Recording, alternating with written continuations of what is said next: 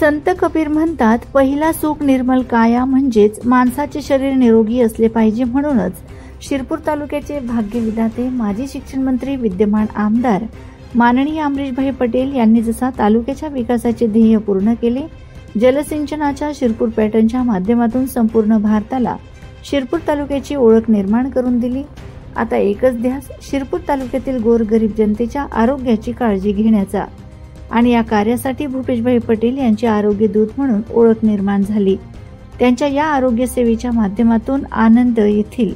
नेत्र रुग्णालयातून शिरपूर तालुक्यातील हजारो रुग्णांची मोतीबिंदू शस्त्रक्रिया करून नवी दृष्टी निर्माण करीत शेकडो रुग्णांच्या लाखो रुपये खर्चाच्या अतिगंभीर आजाराच्या शस्त्रक्रिया मुंबईच्या नामांकित रुग्णालयात करून त्यांचे प्राण वाचविले. त्यांचाच वारसा पुढे घेत शिरपूरचे माजी नगराध्यक्ष, युवकांचे श्रद्धास्थान असलेले आरोग्य दूत भूपेशभाई पटेल यांच्या कन्या कुमारी द्वेता दिदी पटेल यांनी शिरपूर तालुक्यातील गोरगरीब आदिवासी जनतेच्या आरोग्याची काळजी घेण्याची धुरा हाती घेतली आहे आणि त्यातूनच निर्माण झालेलं अस्तित्व वेलफेअर फाउंडेशनच्या माध्यमातून जनतेच्या आरोग्यविषयक शिबिराचे आयोजन करण्याचा झपाटा सुरू आहे. आमदार अमरीशभाई यांच्या संकल्पनेतील मुंबईच्या प्रसिद्ध लीलावती रुग्णालयाला लाजवेल असे मुंबईच्या श्री विले पार्ले केळवणी मंडळ संचलित स्वर्गीय तपनभाई पटेल मेडिकल कॉलेज आणि संशोधन केंद्र खर्दे शिरपूरचे भव्य दिव्य रुग्णालय याच ठिकाणी दिनांक 9/10/2025 ते 15/10/2025 पर्यंत जोधपूर येथील ॲक्युप्रेशर थेरपिस्ट MR डेवकिया व त्यांच्या सहकाऱ्यांच्या सहाय्याने व अस्तित्व सोशल वेलफेअर फाउंडेशनच्या माध्यमातून भव्य ॲक्युप्रेशर सुजोग थेरपी शिबिराचे आयोजन स्वर्गीय तपनभाई पटेल मेमोरियल हॉस्पिटल येथे सुरू आहे.